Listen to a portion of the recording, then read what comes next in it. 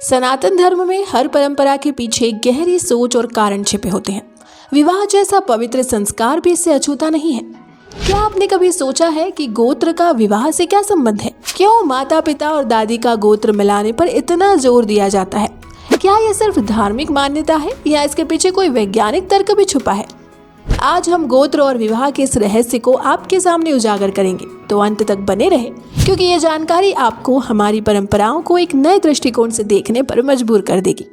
नमस्कार, स्वागत है आपका हमारे चैनल ट्रेडिशंस फॉर यू में।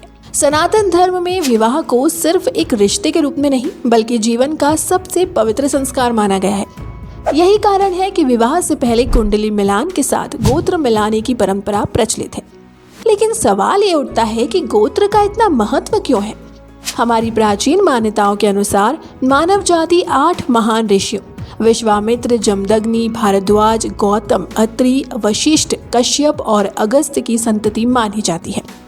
गोत्र इन्हीं ऋषियों की पहचान और वंश का प्रतीक है। यदि 2 लोग एक ही गोत्र के होते हैं तो उन्हें एक ही परिवार का सदस्य माना जाता है। तो फिर एक ही गोत्र में विवाह क्यों निषिद्ध है? धार्मिक मान्यताओं के अनुसार समान गोत्र में विवाह करने से विवाह दोष उत्पन्न हो सकता है।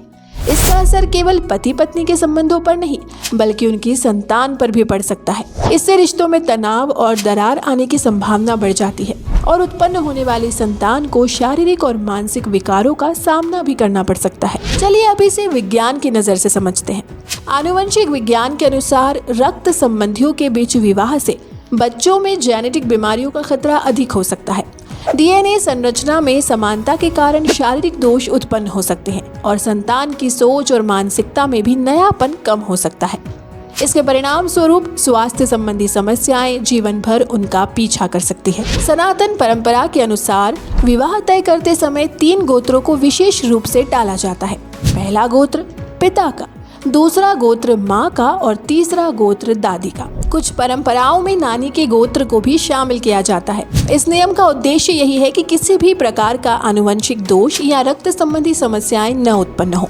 ये एक तरह से वैज्ञानिक सोच और धार्मिक परंपरा का संतुलन है। हिंदू धर्म की परंपराएं केवल मान्यताओं तक सीमित नहीं है, इनमें गहरी वैज्ञानिक सोच भी छुपी है। समान गोत्र में विवाह को निषिद्ध करना एक ऐसा नियम है जो न केवल रिश्तों को मजबूत बनाता है, बल्कि भावी पीढ़ियों को भी स्वस्थ और सक्षम रखने में मदद करता है। तो दोस्तों, आज हमने जाना कि गोत्र और विवाह का नियम केवल परंपरा नहीं, बल्कि हमारे पूर्वजों की अद्भुत सोच का परिणाम है। ये धार्मिक और वैज्ञानिक दोनों दृष्टिकोण से बेहद महत्वपूर्ण है। अगर आपको ये जानकारी पसंद आई हो तो इस वीडियो को लाइक करें, अपने दोस्तों और परिवार के साथ शेयर करें और हमारे चैनल को सब्सक्राइब करना ना भूलें।